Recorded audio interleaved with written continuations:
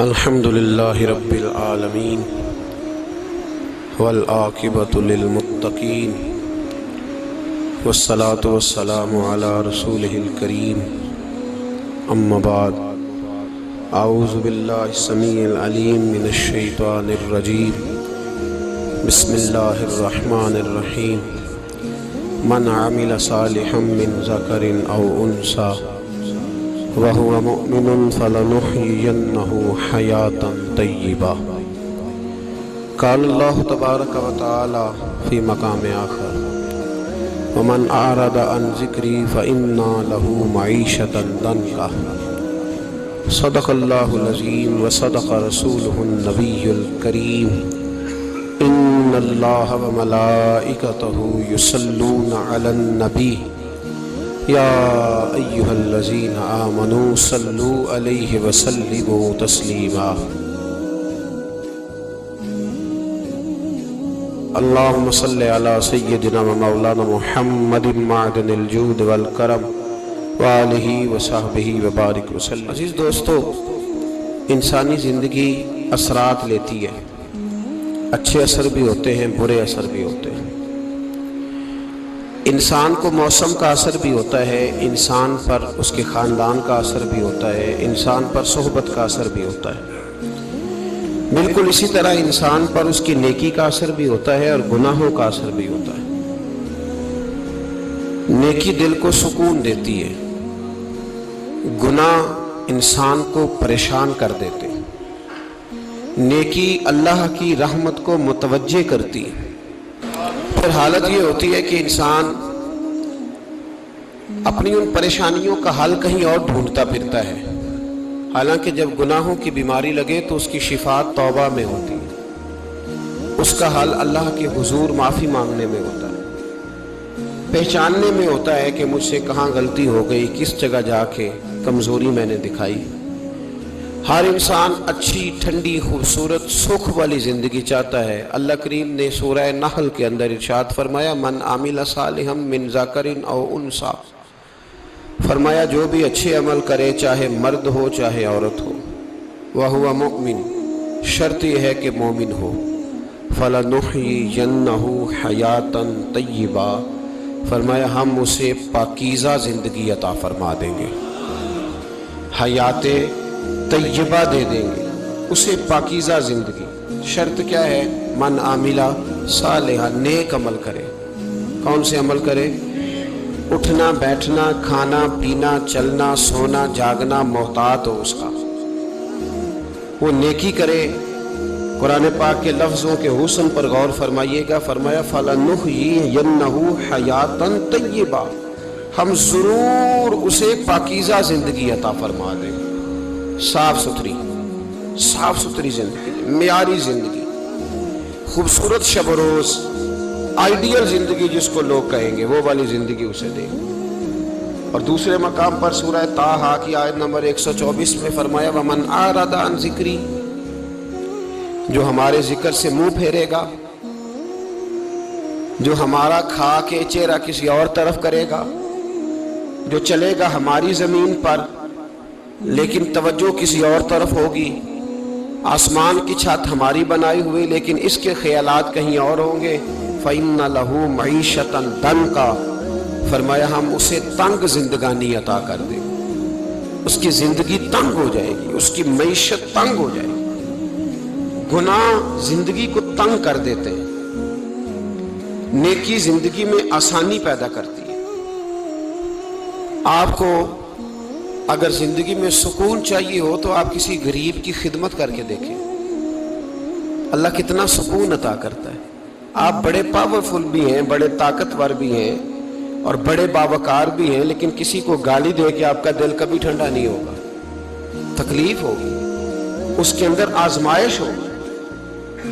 Doctor research کرتے ہیں، doctor وہ کہتے ہیں گناہ کرنے سے آدمی جسمانی طور پر کمزور ہوتا ہے،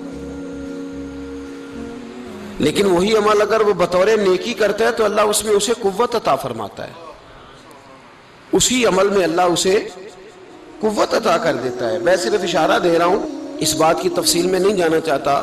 میرے عزیز یہ یاد رکھیں کہ نیکی آپ کو سکون دے گی، نیکی آپ کو ٹھنڈا کرے گی۔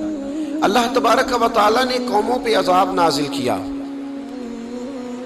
اور قرآن مجید فرقان حمید نے ان قوموں کے تذکرے بیان فرمائے۔ بھائی کس لیے بیان کیے؟ کہ ہم عبرت حاصل کریں، ہم یہ غور کر لیں کہ یہ کام ہم نے نہیں کرنا، اس کام سے ہم نے بچنا ہے، ہم نے غور کرنا ہے کہ یہ چیز ہمارے اندر۔ لوگ کہتے ہیں نہیں جی نہیں، ہم پہ یہ عذاب نہیں آئے گا، بالکل نہیں آئے گا، اس میں شک نہیں۔ پر اللہ نے بیان کس لیے کیا تھا؟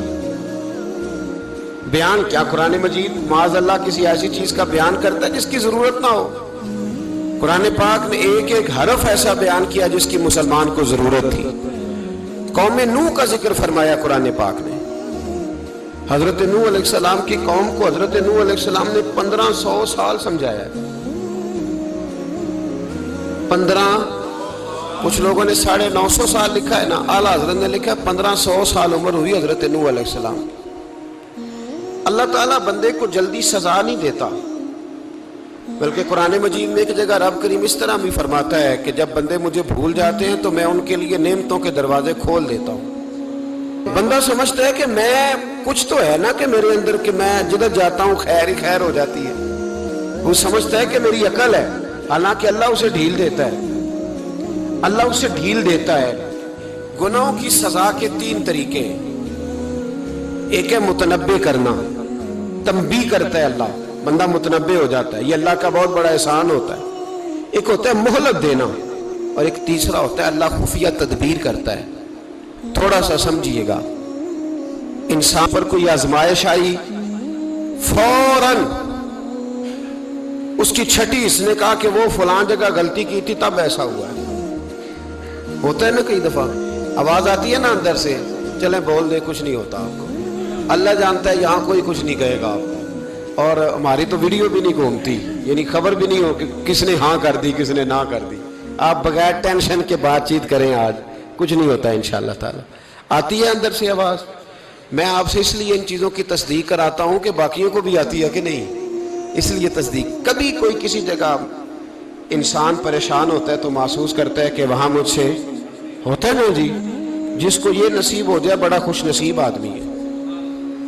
حضرت مولا علی فرماتے ہیں اگر تجھے دنیا میں سزا مل گئی تو بچ گیا ہے، سمجھ پھر اللہ کرم کرے گا، آخرت میں سزا نہیں دے گا۔ اور یہ یاد رکھ لے، وما اصابکم من مصیبت فبما کسبت ایدیکم ویعفو عن کثیر۔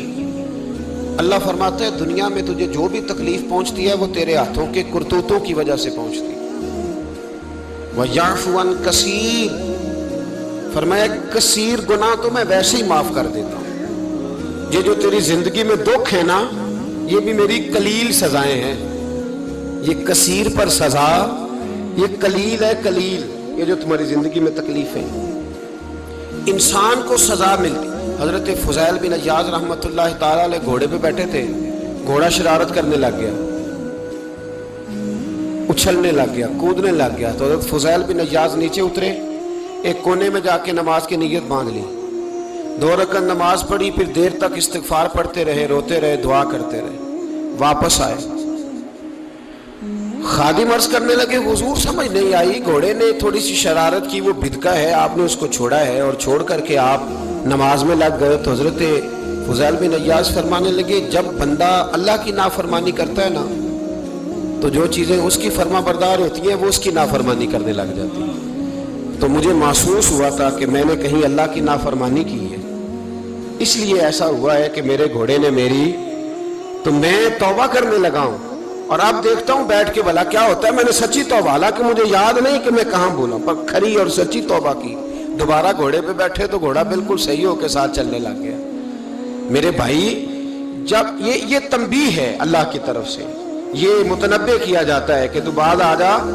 بہت ساری جگہوں پہ انسان کو وقتی طور پر اگر سزا مل جائے، نبی پاک علیہ السلام کی خدمت میں ایک صحابی آئے، بات مضبوط کر دوں، واقعہ سنایا ہے نا تو کچھ لوگ سمجھتے ہیں کہ یہ واقعہ ہے، تو میں ایک حدیث پاک امام بہقی کی لکھی ہوئی عرض کرتا ہوں۔ نبی پاک علیہ السلام کے ایک صحابی آئے اور ان کا سر پھٹا ہوا تھا،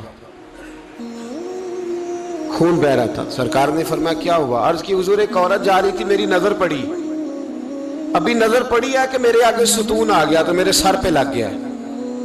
نبی پاک صلی اللہ علیہ وسلم نے فرمایا تیرے لیے خوشخبری ہے، اگر دنیا میں تیری غلطی کی تجھے سزا ملی ہے تو پھر رب تجھے قیامت میں سزا نہیں دے گا. پھر اللہ قیامت میں سزا، بعض گناہ ایسے ہیں جن کی یہاں بھی سزا ملے گی اور وہاں بھی ملے گی، لیکن میرے بھائی پہلی بات یہ ہے کہ اللہ تعالیٰ اس غلطی کی یہی سزا دے لے اور دعا فرمائے اللہ تبارک و تعالیٰ یہاں بھی معافی عطا فرمائے وہاں بھی معافی عطا فرمائے، اللہ درگزر ہی فرمائے. لیکن میرے بھائی ایک تو یہ سزا، ایک سزا یہ ہوتی ہے کہ انسان جب گناہ کرنے لگتا ہے تو اللہ نعمتوں کے دروازے کھولتا ہے، مہلت دیتا ہے. 500 سال تک فرعون کو مہلت دی. کتنے؟ یہاں جو 5 سال حکومت کر لیتا ہے وہ کہتا ہے سب سے قابل میں ہی ہوں، مجھے مہلت جو ملی ہوئی ہے. 500 سال مہلت دی اللہ تعالیٰ نے. اور فرعون کی قوم پر پتہ عذاب کس طرح کیا ہے؟ ٹڈیاں مسلط کر دی اللہ نے. یہ گھومتی نہیں چھوٹی سی، ہم اپنی زبان میں اس کو کچھ لوگ مختلف ناموں سے یاد کرتے ہیں، کوئی مکڑی کہتا ہے، کوئی کچھ کہتا ہے. مسلط کر دی، جاتی نہیں. ان پر بنی اسرائیل کے ان مقابل جو فرعون کی قوم تھی ان پر الزام اس طرح کا عذاب آیا کہ مینڈک مسلط کر دی اللہ تعالیٰ. برتن کھولتے تھے اندر مینڈک نکلتا تھا. دنیا کی ہر دوائی استعمال کرتے تھے لیکن مینڈک نکل آتا تھا. تھوڑا سا سمجھا کریں چیزوں کو. ہمارے رنگ نہیں زیادہ گورے کہ ہم پر عذاب نہیں آتا. کوئی بہت زیادہ اللہ تعالیٰ معاف فرمائے دولت نہیں جمع کرا بیٹھے شاہی خزانے میں کہ ہم سے پوچھا نہیں جائے گا. یہ مہلت ہے، مہلت کو مہلت سمجھو. پھر جب پکڑ آتی ہے نا اللہ کریم کی، میں نے دیکھا ہے کروڑوں روپیہ 6 اولادیں. ایک شخص کے بچے باہر سے آ رہے تھے، وہ بندہ بیمار تھا. مجھے کہنے لگا حضرت جی دعا کریں میں ان کے آنے سے پہلے مر جاؤں ورنہ آ کے مجھے مار دیں گے. دعا کریں. اتنی بے سکونی، کروڑوں روپیہ پڑا ہے تو یہ عذاب نہیں؟ کوئی ضروری ہے کہ پتھر ہی برسیں گے تو سمجھ آئے گی؟ یہ جو سگا بیٹا بوڑھے باپ کے قریب سے گزر جاتا ہے سلام نہیں لیتا تو اس کو عذاب نہیں سمجھتے؟ یہ جو امت کی بیٹیاں، امت کی بچیاں، ہماری بچیاں ایک سال کے اندر 75 76 ہزار بچی ایک ڈویژن سے بھاگ کے شادی کر رہی ہے اور ایک صوبے سے، تو اس کو آپ اللہ کا عذاب نہیں سمجھتے؟ یہ معمولی بات ہے. نہیں ہمارے رنگ ہو رہے ہیں، ہم بڑے سمارٹ ہیں. 1500 سال مہلت دی نوح علیہ السلام کی قوم کو. کتنے سال؟ بول کے بتائیے، بول کے دوبارہ بولیے. 1500 سال. کوئی آدمی اپنی سمارٹنس پہ خوش نہ ہو جائے کہ 20 سال ہو گئے میں تو نافرمانی بھی کر رہا ہوں، روٹی بھی پک رہی ہے، میں تو حرام بھی کھا رہا ہوں پھر بھی سب ٹھیک ہے. 1500 سال مہلت دی. پھر حضرت نوح کہنے لگے اللہ میں نے تو بڑا سمجھایا نہیں باز آتے. تو رب کریم نے فرمایا کشتی بناؤ. اللہ کے پیغمبر کشتی بنانے لگے تو قوم مذاق اڑانے لگ گئی. اب کیا کرنے لگے ہو؟ اب کشتی بنانے لگے ہو، خیر تو ہے، قوم مذاق اڑا رہی ہے. حضرت نوح علیہ السلام کا آپ نے کشتی بنائی، پانی کہاں سے نکلا؟ نہ بارشیں ہوئی نہ سیلاب آئے. ایک تندور تھا اس کے اندر سے پانی نکلنا شروع ہو گیا. کبھی تندور سے بھی پانی نکلا ہے پر جب نکالنے والا چاہتا ہے تو وہاں سے بھی ایک تندور سے پانی نکلا. اتنا نکلا اتنا نکلا اتنا نکلا کہ قوم ساری ڈوب گئی. قرآن مجید کے صفحات شہادت دیں گے کہ حضرت نوح کی قوم کا بچہ بہ گیا. بچے صرف وہ تھے جو حضرت نوح کے ساتھ ہو گئے، تباہ ہو گئی. اللہ بے نیاز ہے، بے نیاز. 1500 سال مہلت ملے اور تو پھر بھی کہے رب بڑا کریم ہے معاف کر دے گا. 1500 سال تجھے گنجائش دے اور تو کہے کوئی نہیں، بات معافی ملنی چاہیے ابھی بھی. میرے بھائی حضرت صالح علیہ السلام کی قوم، حضرت صالح نے تبلیغ شروع کی تو کہنے لگے پہلے معجزہ دکھاؤ. جی آج تو نہیں لوگ معجزے مانگتے ہیں. آج بھی لوگ کرامتے اور معجزے، اللہ معاف کرے جو چیزیں معجزہ تو ہو نہیں نہ سکتا، لیکن آج بھی لوگ، آپ یقین کریں، کہتے ہیں یہ بڑی نمازیں پڑھتا ہے تو پھر بخشا کیوں نہیں گیا، پھر کیوں نہیں منو سلوا کیوں نہیں اترا اس پر، پھر میں بھی اسی طرح ہی ہوں، کیا اس کے اندر خوبی آ گئی؟ مولوی بھی ویسے ہی ہے، صوفی بھی ویسے ہی ہے. لوگ مانگ نہیں رہے، لوگ دلیلیں مانگ نہیں رہے. ابھی بھی لوگ بحث نہیں کرتے، کیا فرق آ گیا جی، ویسے ہی ہیں سارے۔ اللہ تعالیٰ سے ڈرنا چاہیے۔ ہمیں سامنے والے کی طرف دیکھ کر صحیح ہونے کا حکم نہیں ہے، ہمیں اپنی اصلاح کا حکم ہے، اپنی طرف دیکھ کے اپنے آپ کو ٹھیک کرنے کا۔ الزام لگا کے گزر جانا، اس کا کوئی مطلب سنو اور یاد رکھو۔ حضرت صالح علیہ السلام سے کہنے لگے پہلے معجزہ دکھائیں، تو حضرت صالح علیہ السلام نے فرمایا اونٹ کہاں سے پیدا ہوتے ہیں؟ کہا اونٹنی کے بطن سے۔ فرمایا آؤ میں تمہیں پہاڑ کے اندر سے اونٹنی پیدا کر کے دکھاتا ہوں۔ کہاں سے؟ پہاڑ کے اندر سے۔ حضرت نوح ساتھ لے کے گئے تو پہاڑ کے اندر سے اونٹنی نکلی، اور اونٹنی بھی گابن تھی، اس کے پیٹ میں بچہ، اور اونٹنی اتنا دودھ دیتی تھی کہ ساری بستی دودھ پی جاتی تھی، پھر بھی دودھ بچ جایا کرتا تھا۔ لیکن حضرت نوح علیہ السلام نے فرمایا اب تم نے دیکھ تو لیا یہ اسے، یہ جتنا دودھ دے گی روٹی بھی اتنی کھائے گی۔ ایک دن تم سارے پانی پیو گے، ایک دن یہ سارا پانی پیا کرے گی۔ ایک دن تم سارے باقی جانوروں کو گھاس کھلاؤ گے، ایک دن یہ اونٹنی، اور اونٹنی کا نام کیا؟ ناقۃ اللہ، اللہ کی اونٹنی۔ کس کی اونٹنی؟ نام کیا ہے؟ اللہ کی، یہ اللہ کی اونٹنی ہے۔ تو حضرت نوح علیہ السلام کی اونٹنی فرمایا اس کی بے ادبی نہ کرنا۔ باز نہیں آئے لوگ، باز نہیں آئے، کہنے لگا جی دودھ دینا تو ٹھیک ہے، پر یہ جو سارا پانی پی جاتی ہے نا یہ صحیح نہیں، یہ جو ساری گھاس کھا جاتی ہے یہ نہیں ٹھیک، دودھ دینا تو ٹھیک ہے پر یہ نہیں صحیح۔ آپ نے فرمایا اسے کچھ نہ کہنا، اللہ کی اونٹنی ہے۔ میں کہا کرتا ہوں ان لوگوں نے ناقۃ اللہ کی بے ادبی کی، حضرت نوح علیہ السلام کی اونٹنی کی ٹانگیں کاٹ دی، صالح علیہ السلام کی۔ اور دیکھو اللہ بڑا بے نیاز ہے، اگر پیدا کرنا جانتا ہے تو حفاظت کرنی نہیں جانتا، لیکن رب کریم نے فرمایا نہ کرنا۔ انہوں نے ان کے پیر کاٹ دیے، کانوں پہ چھریاں لگائیں۔ اونٹنی جب مر گئی، اونٹنی اللہ تبارک و تعالیٰ کی وہ اونٹنی جب مر گئی تو حضرت صالح علیہ السلام کی قوم پر رب کریم نے زلزلہ بھیجا۔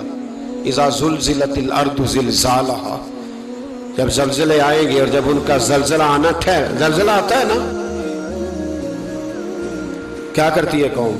لا الہ الا اللہ، لا الہ الا اللہ، کلمے جاری ہو جاتے ہیں۔ بلکہ ایک دفعہ ایسا بھی ہوا کہ مسجدوں میں اعلان ہونے لگے زلزلہ آ رہا ہے، جو فجر کے لیے نہیں اٹھے زلزلے کے لیے وہ بھی اٹھ گئے، جن کا دعویٰ ہے نا میری سویرے آنکھ نہیں کھلتی، ان کی لگی نہیں کتنے گھنٹے، بعد میں بھی نہیں لگی، ٹی وی پہ اعلان ہوتے رہے کوئی نہیں آ رہا سو جاؤ چپ کر کے، لیکن آنکھ لگی۔ موت سے تو ڈرتا ہے، اللہ سے ڈرتا ہی نہیں، موت کا خوف ہے رب کا نہیں۔ زلزلہ آیا ساری قوم تباہ ہو گئی۔ بتاؤ اگر ناقۃ اللہ کی گستاخی ہو تو اللہ ناراض ہو جاتا ہے، اور اگر اولیاء اللہ کی ہو، اگر اولیاء اللہ کی ہو تو رب ناراض نہیں ہوتا؟ شرم نہیں آتی لوگوں کو داتا صاحب کی بے ادبی کرتے، شرم نہیں آتی لوگوں کو غوث اعظم کی گستاخی کرتے، حیا نہیں آتی جنہوں نے دین پھیلایا ان کی بے ادبی؟ میں درد سے کہتا ہوں، رو کے کہتا ہوں، اور اگر کلیجہ پھٹ سکے تو میں دکھاؤں زخم کتنے۔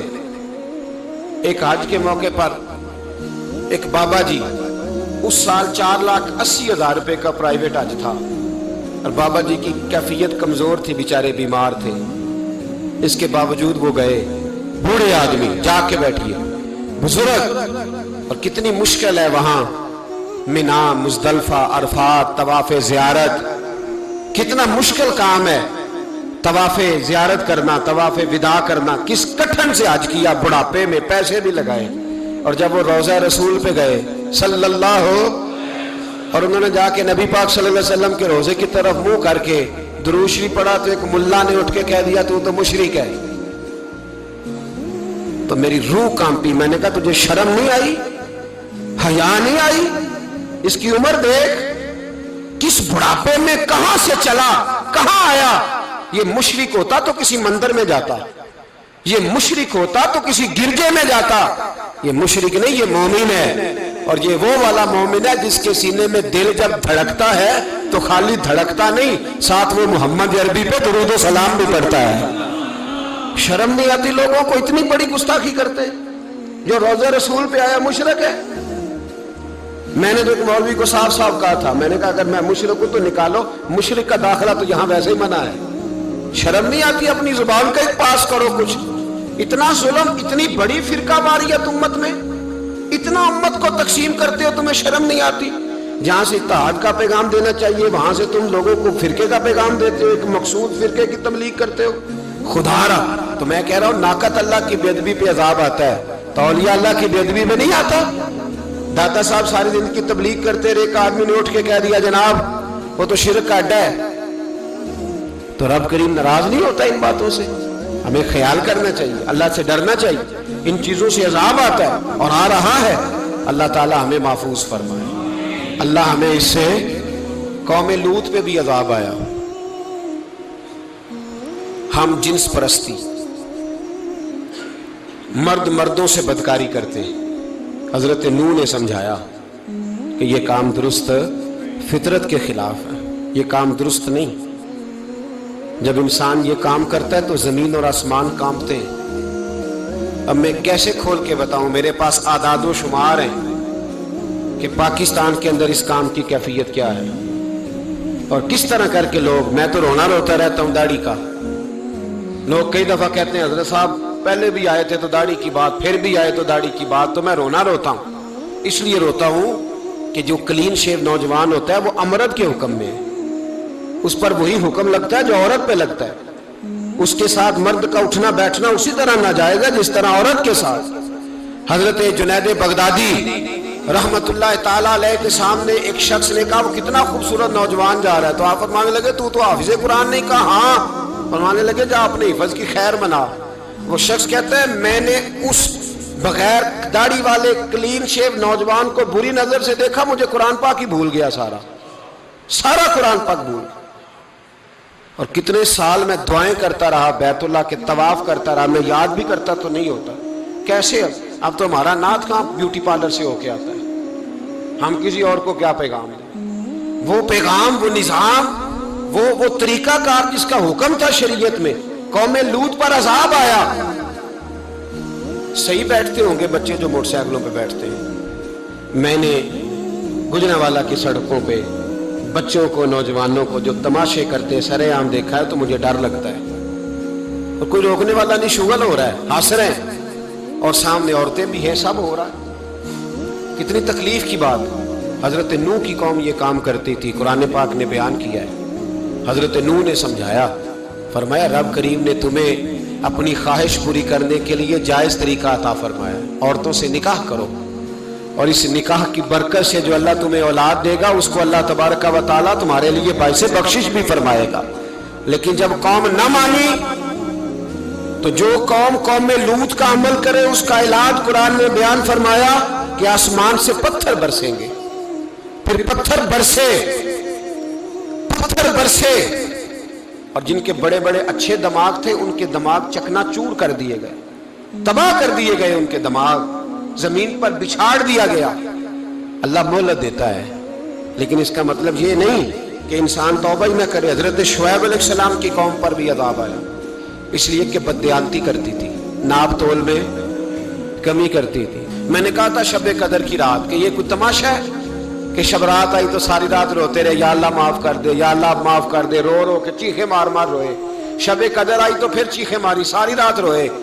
تو جس بندے کا پروگرام ہی نہیں سویرے بدلنے کا، دکان پہ بیٹھ کے پھر وہی ناپ تول میں کمی، پھر وہ اللہ تعالیٰ معاف کرے.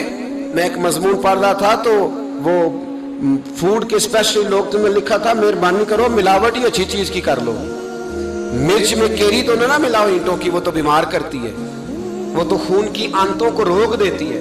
وہ کہنے لگا اور وہ کہتا میں تمہیں بتاتا ہوں کون کون سی چیز ملائی جا سکتی ہے، وہ ملا لو. خدا را اس قوم پہ رحم کرو، مہربانی. ایک دوست ہے ہمارے، میں وزیر آباد میں ان کے گھر بیٹھا تھا تو ایک میڈیکل، میرا کسی شخص پہ اعتراض کرنے کا میں مجموعی بات کرتا ہوں. میں ایسے ڈاکٹروں کو جانتا ہوں جو اللہ تعالیٰ فضل کرے سچ مچ کے نیک ہیں، اچھے لوگ. تو بچے کا میڈیکل سٹور ہے تو والد بیمار ہو گیا تو کہتا ہے ابا جی ڈاکٹر صاحب نے کہا آپ کو ڈرپ لگنی ہے. تو سگے باپ کو ڈرپ لگانے لگا تو باپ کیا کہتا ہے پتر تیری مہربانی مینوں کوئی اصلی لائی، وہ نہ لائی جڑی لوکاں نوں لانا ہے. اب وہ پیار سے سنا رہا ہے بات. میں نے اسے کہا کہ یہ تو ڈوب مرنے کا مقام ہے نا، ڈوب مرنے کا مقام کہ جس ملک کے اندر دوائی بھی صحیح نہ بکے، اصلی نہ ملے دوائی بھی، اور پھر وہ قوم کہے کہ ہم نے تو پورے روزے رکھے. ہم نے تو بڑا صدقہ اور خیرات کیا، دوائی بھی اصل نہ ملے۔ جناب شعیب علیہ السلام کی قوم ناپ تول میں کمی کرتی تھی، تو اللہ تبارک و تعالیٰ نے ان پر بتا عذاب کس طرح کا بھیجا، شدید گرمی ہوئی۔ اللہ ہمیں محفوظ فرمائے، سارے آمین کہہ دیا۔ دیکھیں کتنا اچھا موسم کر دیا رب کریم، اللہ ہمیں محفوظ فرمائے، اللہ رحمت فرمائے۔ شدید گرمی کی لہر آئی، باہر اتنی گرمی ہوئی کہ لوگ اپنے گھروں میں گھس گئے۔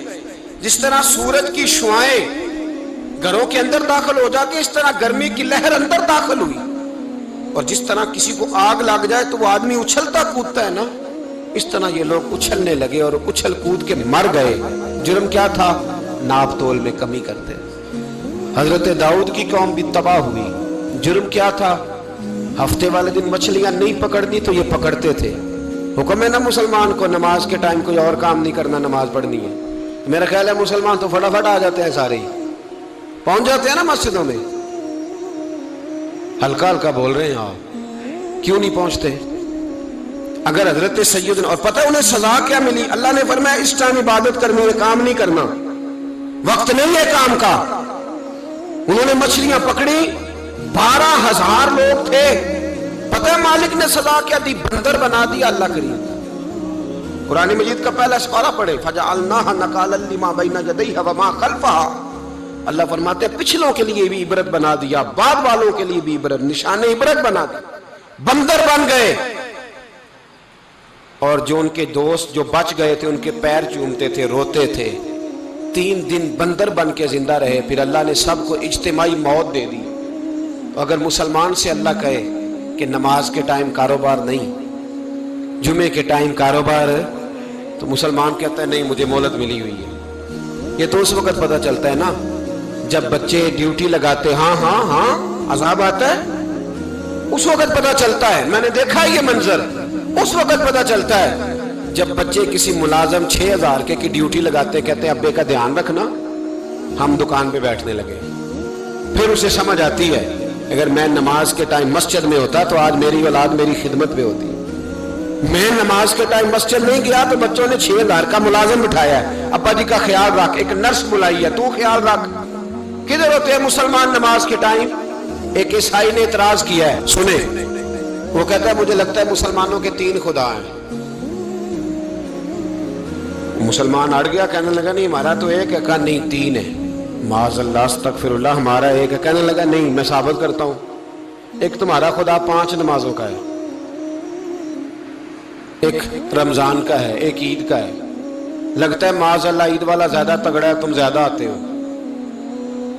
رمضان والا لگتا ہے اس سے کچھ کمزور ہے، تم تھوڑے آتے ہو، اور 5 نمازوں والا شاید سب سے کمزور ہے۔ بات عقل کی ہے کہ نہیں؟ اس نے اعتراض ٹھیک کیا، تو مسلمان کو چاہیے نا خیال کرے۔ ایک یہودی نے لکھا تھا، اس نے کہا تھا جس دن مسلمانوں کی تعداد فجر کی نماز میں اتنی ہو گئی جس دن جتنی جمعے میں ہوتی ہے، اس دن نہ کوئی یہودی سازش کرے گا نہ کوئی عیسائی تلوار نکالے گا۔ شرط یہ ہے کہ یہ اسی طرح فجر پڑھنے آئیں جس طرح جمعہ پڑھنے آتے ہیں، تو پھر کوئی شخص بھی ان کو کسی جگہ شکست دے سکتا تو ہمارے گناہ ہمیں پریشان کرتے ہیں۔ یہ جتنی آزمائشیں ہیں ان کے پس منظر میں گناہ ہیں۔ ہماری زندگی کے اندر جتنی تکلیفیں، ہماری پریشانیوں کا سبب ہم خود ہیں۔ بہت ساری جگہوں پہ ہم غلطی کرتے ہیں، اس کی ہمیں سزا ملتی ہے، غلطی کی سزا۔ ایک نوجوان نے مجھے بڑی گہری بات سنائی، میرا قریبی تعلق تھا، کہنے لگا گھر میں بڑا مسئلہ ہے، بڑی پریشانی ہے، ماں اور بیوی کا ماحول اتنا سخت ہو گیا ہے کہ نمٹ نہیں سکتا۔ آپ یقین کریں میں نے ڈیٹیل سے ساری چیز کو سٹڈی کیا، میرے پاس اتنا وقت نہیں ہوتا، پھر بھی میں نے اس فیملی کو پورا پڑھا تو غلطی نوجوان کی نکلی۔ نہ اس پہ اماں اعتبار کرتی ہے نہ بیوی اعتبار کرتی ہے، اس نے جھوٹ بول بول کے اس طرح کی ماحول پیدا کر دیا ہے کہ کوئی اس پر اعتماد کرنے کو تیار ہے۔ اگر آپ ناراض نہ ہو تو ایک بات کروں، پتہ ہے گھر میں ماحول کب خراب ہوتا ہے؟ باہر والے ہماری تقریر سنتے ہیں، گھر والے ہمارا عمل دیکھتے ہیں۔